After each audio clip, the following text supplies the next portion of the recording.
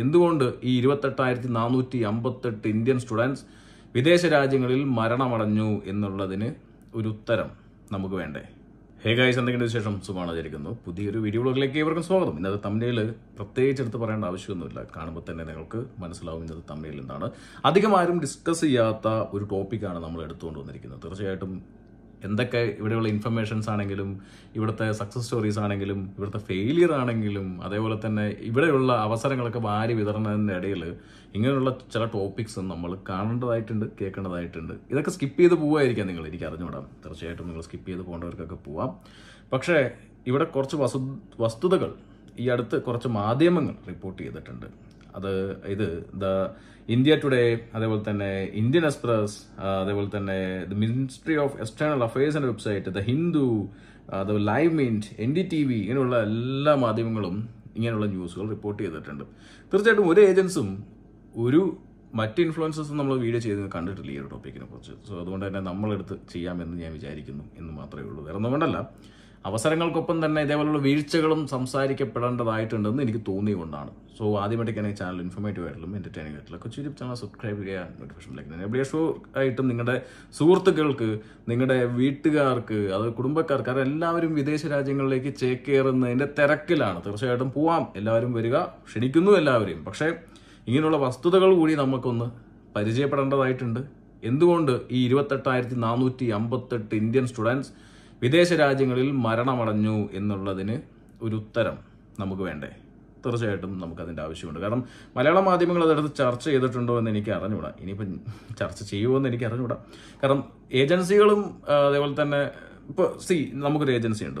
ഇനിയിപ്പോൾ താഴത്ത് വന്ന് കമന്റ് ഇവനൊരു ഏജൻസി ഉണ്ട് എന്ന് പറയുന്ന ആൾക്കാർക്ക് അവർക്ക് ബുദ്ധിമുട്ടൊക്കെ ഉണ്ടായെന്നുകൊണ്ട് എനിക്കൊരു ഏജൻസി ഉണ്ട്. സോ എൻ്റെ പിള്ളേർ ഇത് കണ്ട് മനസ്സിലാക്കി UK പോസിറ്റീവും നെഗറ്റീവും വീഴ്ചകളും വളർച്ചകളും അതേപോലെ ഇതേയുള്ള കാര്യങ്ങളും മനസ്സിലാക്കി UK വരണമെന്ന് ആഗ്രഹമുള്ളത് കൊണ്ടും മാത്രമാണ് നമ്മുടെ ഒരു വീഡിയോ ചെയ്യുന്നത്. സോ ഗൈസ്, എങ്ങനെയുണ്ട്? കൊള്ളാലോ. സോ അപ്പോൾ അതുകൊണ്ട് എന്തുകൊണ്ട് 28,458 ഇന്ത്യൻ സ്റ്റുഡൻസ് ഈ പറഞ്ഞ വിദേശ രാജ്യങ്ങളും മരിച്ചു എന്നുള്ളത് കുറേ ന്യൂസുകൾ.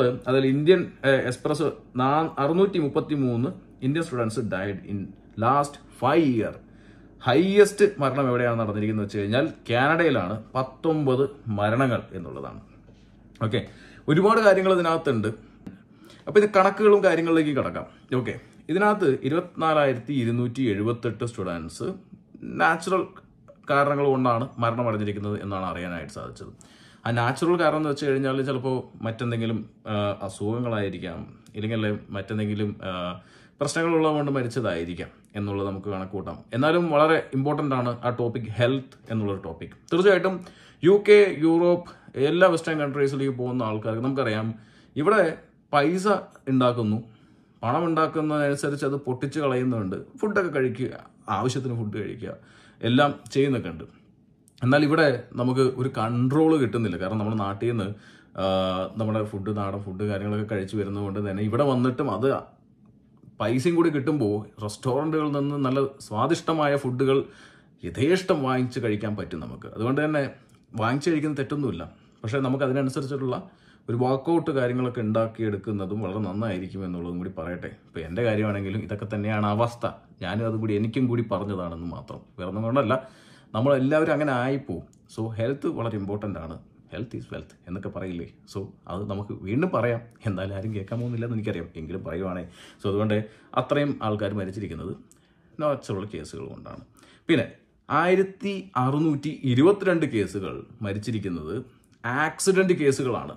യൂറോപ്യൻ എല്ലാ കൺട്രീസിന്റെ കേസാണ്, UK മാത്രമല്ലേ, എല്ലാ കൺട്രീസിൽ പുറത്ത് വിദേശത്ത് പഠിക്കാൻ പോയ സ്റ്റുഡൻസിന്റെ കേസുകളാണ് പറഞ്ഞുകൊണ്ടിരിക്കുന്നത്. ഓക്കെ, ഇത് നമ്മുടെ മിനിസ്ട്രി ഓഫ് എക്സ്റ്റേണൽ അഫയേഴ്സിന്റെ റിപ്ലൈ ആണ് വന്നിരിക്കുന്നത് കേട്ടോ. ഇത് പ്രസിദ്ധീകരിച്ചിരിക്കുന്നത് ദ ഹിന്ദു എന്നുള്ള ന്യൂസ് പേപ്പറും. ഇനിയിപ്പോൾ ഞാൻ പറയുന്നതല്ല, നിങ്ങൾ പോയി അവിടെ ചെക്ക് ചെയ്യാം.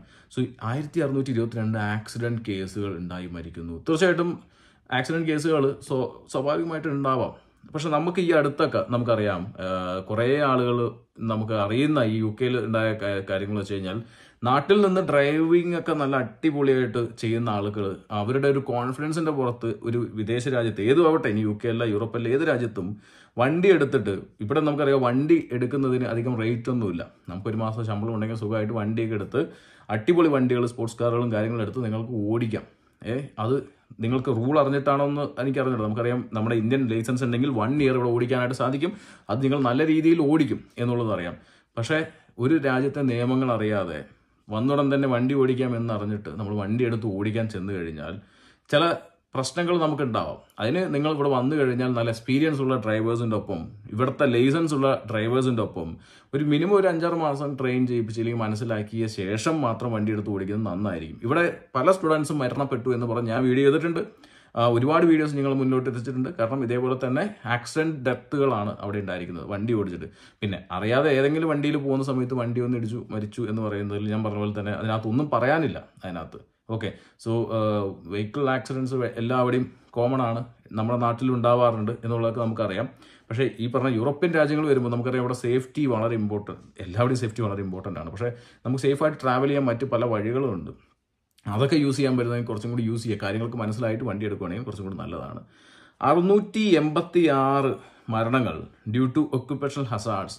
നമുക്ക് ഈ അടുത്ത് ഇവിടെ ഒരു മലയാളി മരിച്ച് അറിയാം. വെയർഹൗസിൽ വർക്ക് ചെയ്തുകൊണ്ടിരിക്കുമ്പോൾ ഒരു എന്താ പറയുക ലഗേജ് മേത്ത് വന്ന് വീണ് മരണമടഞ്ഞു എന്നുള്ളത് നമുക്കറിയാനായിട്ട് സാധിച്ചു. ഇതേപോലുള്ള ഒരുപാട് മരണങ്ങൾ പല വിദേശ രാജ്യങ്ങളിലും അരങ്ങേറുന്നുണ്ട്. യൂറോപ്യൻ കൺട്രീസിലൊക്കെ അരങ്ങേറുന്നുണ്ട്. നമ്മൾ വലിയ വലിയ വെയർഹൗസുകളിലും വലിയ എന്താ പറയുക മാനുഫാക്ചറിങ് കമ്പനികളിലൊക്കെ വർക്ക് ചെയ്യുന്ന സമയത്ത് സേഫ്റ്റി എൻ്റെ job health and safety officer ആയതുകൊണ്ട് തന്നെ ഇങ്ങനെയുള്ള കാര്യങ്ങളൊക്കെ പണ്ട് തൊട്ടേ ഈ കമ്പനികൾക്ക് വേണ്ടി ഹൈലൈറ്റ് ചെയ്ത് പഠിച്ചതുകൊണ്ട് തന്നെ ഞാനൊരു കാര്യം പറയാം. നമ്മുടെ സേഫ്റ്റി വളരെ ഇമ്പോർട്ടൻ്റ് ഇല്ലേ? സേഫ്റ്റി ഫസ്റ്റ് എന്നുള്ളത് തന്നെയാണ്.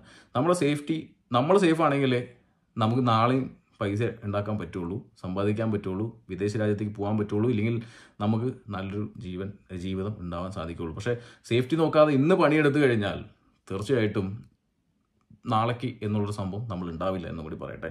ആക്സിഡൻറ്റ്സ് ഉണ്ടാവാം, ക്വൈറ്റ് നാച്ചുറലാണ്, ആക്സിഡൻറ്റ്സ് ഉണ്ടാവാം. സോ നമ്മൾ നമ്മുടെ സേഫ്റ്റി നോക്കുക എന്നുള്ളത് വളരെ ഇമ്പോർട്ടൻ്റ് ആണ്. ഇതൊക്കെ അവിടെ ഇരിക്കട്ടെ, ഇതൊക്കെ ശരിയാണ്, കോമൺ ആണ്, ഉണ്ടാവുന്ന കേസുകളാണ്. സൂയിസൈഡ് കേസുകൾ ഏകദേശം കേസിൻ്റെ കണക്ക് 1736 നമ്മുടെ UK-യിൽ ഇടയ്ക്കിടയ്ക്ക് സൂയിസൈഡ് കേസുകൾ റിപ്പോർട്ട് ചെയ്യാറുണ്ട്. മലയാളികളുടെ ഇടയിൽ റിപ്പോർട്ട് ചെയ്യുന്നത് മാത്രമാണ് നമ്മൾ ചർച്ചയാക്കിക്കൊണ്ടിരിക്കുന്നതും നമ്മൾ ആ സമയങ്ങളിലായിരിക്കും നമ്മളുടെ ഇൻഫ്ലുവൻസേഴ്സ് വീഡിയോ ചെയ്തുകൊണ്ടിരിക്കുന്നത്. എന്നാൽ മലയാളികൾ മാത്രമല്ലാതെ മറ്റൊരുപാട് ഇന്ത്യക്കാർ ഇതേപോലെ സൂയിസൈഡ് കേസുകളിൽ മരണമടഞ്ഞു. 1736 പേർ എന്നുള്ളതാണ്. അതിനകത്ത് ഒരുപാട് കാരണങ്ങളുണ്ടാവും. മെൻ്റൽ സ്റ്റെബിലിറ്റിയുടെ പ്രോബ്ലം ഉണ്ടാവാം, ഡിപ്രഷൻ, അതുമാത്രമല്ല പല ടെൻഷൻസ് ഉണ്ടാവാം, വീട്ടുകാർ ഇല്ലെങ്കിൽ കുടുംബം തമ്മിലുള്ള പ്രശ്നങ്ങൾ, ഇതൊക്കെ കൊണ്ട് ഒരുപാട് ആളുകൾ സൂയിസൈഡ് ചെയ്യുന്നുണ്ടായിട്ടുണ്ട്. അതുമാത്രമല്ല നമുക്ക് ഫിനാൻഷ്യൽ ക്രൈസിസ് കാരണം നാട്ടിൽ നിന്ന് വലിയ ലോണുകൾ എടുത്തും സ്വപ്നം കണ്ടിട്ടും വിദേശ രാജ്യത്തിലേക്ക് ചേക്കേറുന്നവർ അവിടെ വന്ന ഉടൻ തന്നെ നിജസ്ഥിതി മനസ്സിലാക്കുമ്പോൾ അവരുടെ താളം തെറ്റിപ്പോകുന്ന സാഹചര്യങ്ങൾ ഇവിടെ കണ്ടിട്ട് എന്നെ തന്നെ ഒരുപാട് പേര് വിളിച്ച് പറഞ്ഞിട്ട് സംസാരിച്ചിട്ട് ഞാനുണ്ട് അവർ നേരിട്ട് സംസാരിച്ചു. ഒരു മിനിറ്റ് വൈകി കഴിഞ്ഞാൽ ചിലപ്പോൾ ഇതേപോലുള്ള പ്രശ്നങ്ങൾ ഉണ്ടായേക്കാം എന്നുള്ള രീതിയിലുള്ളവരൊക്കെ നമ്മൾ വിളിച്ച് സംസാരിച്ചിട്ടുണ്ട്. ചിലപ്പോൾ ഈ എല്ലാ ഇൻഫ്ലുവൻസേഴ്സിനെയും പുച്ഛമായിരിക്കാം നാട്ടുകാർക്ക് തീർച്ചയായിട്ടും.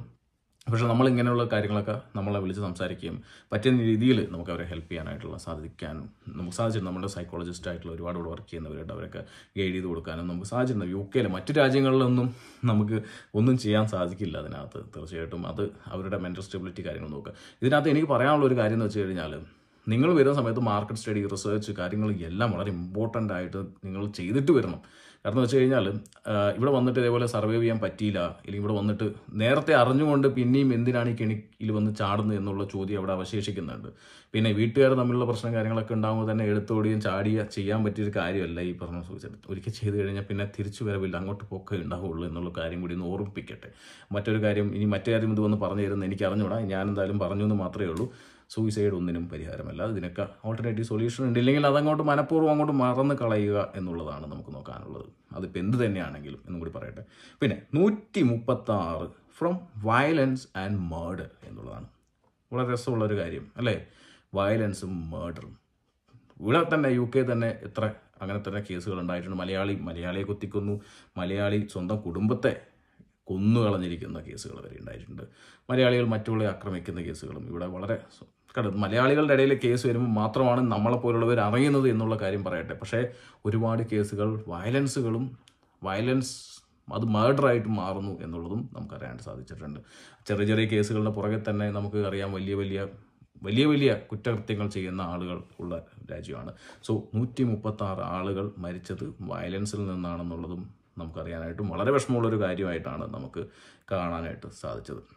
സോ ഗൈസ്, നമുക്ക് ഇവിടെ ഒരു രാജ്യത്ത് ഏത് രാജ്യത്തേക്കും വരുമെന്ന് നമ്മൾ എന്താണ് വലിയൊരു സ്വപ്നം കണ്ട് ഇവിടെ പച്ച പിടിക്കാം അല്ലെങ്കിൽ പച്ച പിടിപ്പിക്കാം എന്ന് വേണ്ടി പറഞ്ഞു വരുന്നവരാണ്. ഓക്കെ, ഇവിടെ നമ്മുടെ കയ്യിൽ നിന്ന് ചില സമയങ്ങളിലെല്ലാം മൈൻഡ് ഫുള്ള് കയ്യിൽ നിന്ന് വിട്ടു പോവുമെങ്കിലും ഇങ്ങനെയുള്ള പരിപാടികൾ ചെയ്യുന്നതിന് പകരം വേറെ എന്തെങ്കിലുമൊക്കെ ചെയ്യുന്നതായിരിക്കും കുറച്ചും കൂടി നല്ലത്. ഓക്കെ, കാരണം എന്ന് വെച്ച് കഴിഞ്ഞാൽ എവിടെയെങ്കിലുമൊക്കെ പോയി ചിൽ ഔട്ട് ചെയ്യുക, അല്ലെങ്കിൽ മൈൻഡ് ഒന്ന് റിഫ്രഷ് ചെയ്യാൻ വേണ്ടിയിട്ട് വേറെ എവിടെയെങ്കിലുമൊക്കെ പോവുക. ഇതൊക്കെ പറയാൻ നല്ലതാണെന്നൊക്കെ ചിലപ്പോൾ നിങ്ങൾ പറയുമായിരിക്കും. പക്ഷേ ഇത് പറയാൻ അങ്ങനെ ആരെങ്കിലും വേണ്ടേ? ഇത് പറയുന്നത് ആരും കണ്ടില്ലാത്തതുകൊണ്ട് പറഞ്ഞെന്ന് മാത്രമേ ഉള്ളൂ. തെറ്റിയിരിക്കരുത് പ്ലീസ് എന്നുള്ളത് കൂടി പറയട്ടെ.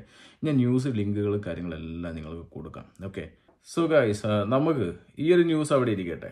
ഇനി അപ്പുറത്തൊരു ന്യൂസ് ഉണ്ട്, അത് നമുക്ക് നോക്കാം. ഓക്കെ, ഈ ഒരു ന്യൂസ് എന്ന് വെച്ച് കഴിഞ്ഞാൽ 633 Indian student died abroad in last 5 years എന്നുള്ള രീതിയിൽ കൊടുത്തിട്ടുണ്ട്. ഓക്കെ, അപ്പോൾ ഈ ഒരു കണക്ക് കുറച്ച് വർഷങ്ങൾ മുമ്പുള്ള കണക്കുകളാണ്. ദ ഹിന്ദു ടോട്ടൽ എനിക്ക് തോന്നുന്നു ഇത്രയും വർഷത്തെ കണക്കുകൾ പറഞ്ഞിരിക്കുന്നത് എന്നുള്ളതാണ്. ഓക്കെ, ഇപ്പോൾ പിടിയിട്ടില്ലേ? ഓക്കെ, കൺഫ്യൂഷൻ അടിക്കേണ്ട. രണ്ട് ന്യൂസുകളും ഈ നമ്മുടെ മിനിസ്ട്രി ഓഫ് എക്സ്റ്റേണൽ അഫയേഴ്സിൻ്റെ സൈഡിൽ നിന്നുള്ള ന്യൂസുകൾ അനുസരിച്ചിട്ടാണ് കിട്ടിയിരിക്കുന്നത്. Okay, over 13 lakh students are currently studying abroad, the highest or 4 lakhs in Canada.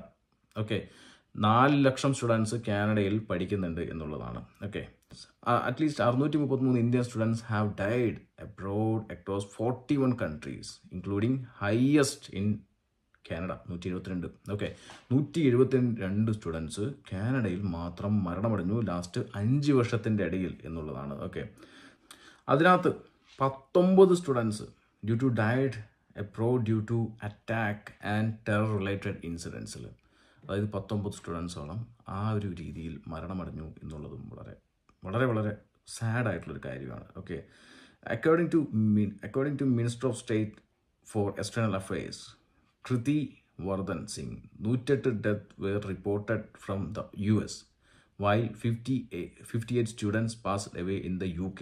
58 students last 5 വർഷത്തിൻ്റെ ഇടയിൽ UK മരണമടഞ്ഞിരിക്കുന്നു. Another 57 were killed in Australia and 37 in Russia എന്നുള്ളതാണ് പറഞ്ഞിരിക്കുന്നത്. സോ കണക്കുകളും കാര്യങ്ങളൊക്കെ താഴത്ത് വലിയ ഗംഭീരമായിട്ട് കൊടുത്തിട്ടുണ്ട് എന്നുള്ളതാണ്. ഓക്കെ, ഇതിനകത്ത് കുറേ കേസുകൾ നമ്മൾ എന്താ പറയുക, ക്രിമിനൽ ആക്ടിവിറ്റീസുമായിട്ട് വരുന്ന കുറേ സ്റ്റുഡൻസിൻ്റെ കേസുകൾ ഇതിനകത്ത് പറഞ്ഞിട്ടുണ്ട്. ഓക്കെ, മറ്റൊരു വലിയൊരു കാര്യം പറയട്ടെ. ഈ അടുത്ത് തന്നെ എത്ര സ്റ്റുഡൻസ് ആണ് ഇവിടെ വെള്ളത്തിൽ മുങ്ങി മരിച്ചിരിക്കുന്നത്? തീർച്ചയായിട്ടും ഞാൻ മുന്നേ പറഞ്ഞ പോലെ തന്നെ നിങ്ങൾക്ക് ധീരതയുണ്ടാവാം, നിങ്ങൾക്ക് കഴിവുണ്ടാവാം, നിങ്ങൾ വെള്ളത്തിൽ അഭ്യാസങ്ങൾ കാണിക്കുന്ന വീരന്മാരായിരിക്കാം, നിങ്ങൾക്ക് വലിയ വെള്ളത്തിനെക്കുറിച്ചുള്ള നോളജുള്ള വ്യക്തിയായിരിക്കാം എന്നുള്ള കാര്യങ്ങൾ പറയട്ടെ. പക്ഷേ നമ്മുടെ നാട്ടിൽ നിങ്ങൾ എന്തൊക്കെ ചെയ്തു എന്ന് പറഞ്ഞിട്ടും ഒരു വിദേശ രാജ്യത്തെ വാട്ടർ ബോഡിക്കകത്ത് വന്നിട്ട് നിങ്ങൾ ആ കഴിവുകളും കാര്യങ്ങളും പ്രകടിപ്പിക്കാൻ നോക്കിക്കഴിഞ്ഞാൽ ഒരു പക്ഷെ നടന്നു എന്ന് വരില്ല. അത് ഞാൻ പറഞ്ഞു വരുന്നത് വെച്ച് കഴിഞ്ഞാൽ ഈ കഴിഞ്ഞ മാസങ്ങളിൽ ജർമ്മനിയിലും ലാറ്റ്വിയയിലും റഷ്യയിലും കാനഡയിലും ഓസ്ട്രേലിയയിലും മറ്റ് രാജ്യങ്ങളിലെല്ലാം ഇതേപോലെ മലയാളികൾ വെള്ളത്തിൽ മുങ്ങി മരിച്ച കഥ ഞാൻ തന്നെ വീഡിയോ ചെയ്ത് പറഞ്ഞിട്ടുണ്ട്. അതൊന്നും ആരും കേൾക്കാനും പോകുന്നില്ല, ആരൊന്നും കാണാനും പോകുന്നില്ല. കാരണം എന്ന് വെച്ച് കഴിഞ്ഞാൽ നിങ്ങൾക്കറിയാം എനിക്ക് വെള്ളത്തിൽ നല്ല രീതിയിൽ നീന്താൻ അറിയാമെന്നുള്ളത്. ആ കോൺഫിഡൻസ് നിങ്ങളുടെ ഉള്ളിലാണ് ഉള്ളത്. ഓക്കെ, ആ കോൺഫിഡൻസ് ഉള്ളത് കൊണ്ട് തന്നെയാണ് കാണുന്ന വെള്ളത്തിലെല്ലാം നിങ്ങൾ ഇറങ്ങാനും പോകുന്നത് എന്നുള്ള കാര്യം നമുക്കറിയാം. എന്നാൽ എല്ലാ വെള്ളവും ഒരേപോലെ ആയിരിക്കില്ല, അതിൻ്റെ ഡെപ്ത് ഒരേപോലെ ആയിരിക്കില്ല, അതിൻ്റെ ആ ഒരു എന്താ പറയുക, ആ ഒരു വെള്ളത്തിൻ്റെ ഒരു ഹാർഡ്നെസ് ഉണ്ടാവാം, ചിലപ്പോൾ അതിനകത്ത് വളരെ സിവിയർ ആയിട്ടുള്ള ടൈഡ്സ് ഉണ്ടാവാം. ഇതൊന്നും നമുക്ക് അറിയില്ല. അൺനോൺ വാട്ടർ ബോഡിക്കകത്ത് നമ്മൾ എടുത്ത് ചാടി നമ്മുടെ ധീരത അല്ലെങ്കിൽ നമ്മുടെ കഴിവുകൾ കാണിക്കേണ്ട ഒരു ആവശ്യമില്ല. നാച്ചുറൊക്കെ ആസ്വദിക്കാനാണെന്നുണ്ടെങ്കിൽ നല്ല ക്ലൈമറ്റ്, നല്ല എന്താ പറയുക ലാൻഡ്സ്കേപ്പ് കാര്യങ്ങളൊക്കെ ആണെന്നുണ്ടെങ്കിൽ സൈഡിൽ നിന്ന് ആസ്വദിക്കുക എന്നുള്ളതാണ് എൻ്റെ ഒരു റിക്വസ്റ്റ്. ഞാൻ നിങ്ങളടുത്ത് പറയുന്നത് മാത്രമേ ഉള്ളൂ. കാരണം ഈ അടുത്ത് തന്നെ ഒരുപാട് മലയാളി സ്റ്റുഡൻസ് മരിച്ച വീഡിയോ ഞാൻ ചെയ്തിട്ടുണ്ട് എന്നുള്ളത് കൊണ്ട് തന്നെ വേറെ ആരും ചെയ്യുന്നില്ല എന്നും അത് ചെയ്യാനായിട്ട് പോകുന്നില്ല എന്ന് എനിക്കറിയാം. എങ്കിലും ഞാനത് പറയാതെ പോട്ടെ. ഇത് കാണുന്നില്ല എന്ന് എനിക്കറിഞ്ഞൂടാ, പക്ഷെ പറയാതിരിക്കാൻ വയ്യ. വീട്ടിൽ നിന്ന് വിദേശത്തേക്ക് കയറ്റിവിടുന്ന മാതാപിതാക്കളുടെ അടുത്ത് ഒരു കാര്യം കൂടി റിക്വസ്റ്റ് ചെയ്ത് തീർച്ചയായിട്ടും ഈ ഒരു കാര്യം അവരെ പറഞ്ഞ് മനസ്സിലാക്കുക. വീട്ടിൽ പോയി കുളിക്കാന്നേ, എന്തിനാണ് ഇപ്പോൾ ഈ കാണുന്ന തോട്ടിലും പുഴയിലും കുളത്തിലൊക്കെ ഇറങ്ങി കുളിക്കേണ്ടത്? അതും ഈ ഒരു രാജ്യങ്ങൾക്ക് വന്നിട്ട് അവിടുത്തെ തണുപ്പ് നമുക്കറിയില്ല. പലരും ഞാൻ പറഞ്ഞു വളരെ പല രാജ്യങ്ങളും സിവിയറായിട്ട് തണുപ്പുള്ള രാജ്യത്താണ് ഇറങ്ങുന്നത്. നിങ്ങൾ ചിലപ്പോൾ അതിനകത്ത് ഇറങ്ങുമ്പോൾ നമുക്ക് മനസ്സിലാവില്ല തണുപ്പിൻ്റെ കേസുകൾ. ചിലപ്പോൾ അതിനകത്ത് വന്നുടനെ ഹൈപ്പോതെർമിയ വന്നിട്ടോ അല്ലെങ്കിൽ എന്തെങ്കിലും ഒരു പ്രശ്നം വന്നിട്ട് നിങ്ങൾ അതിനകത്ത് മുങ്ങാൻ ചാൻസ് ഉണ്ട്. അങ്ങനെ മുങ്ങിയവരാണ് ഇത്രയധികം മലയാളി വിദ്യാർത്ഥികൾ മരണപ്പെട്ടിരിക്കുന്നത് എന്നുള്ളതും കൂടി ഞാൻ ഓർമ്മിപ്പിച്ചുകൊണ്ട് ഈ ഒരു വീഡിയോ ഞാൻ വൈൻഡപ്പ് ചെയ്യുന്നതിന് മുമ്പ് ഒരു കാര്യം കൂടി പറയട്ടെ.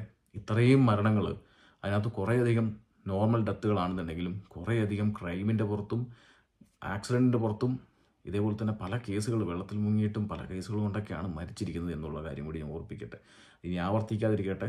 നമ്മളുടെ നാട്ടിലെ അസറ്റ്സ് ആണ്, നമ്മുടെ നാട്ടിലെ പിള്ളേരാണ് എന്നുള്ള കാര്യം ഓർപ്പിച്ചുകൊണ്ട് വീഡിയോ വൈൻഡപ്പ് ചെയ്യുന്നു. ബൈ.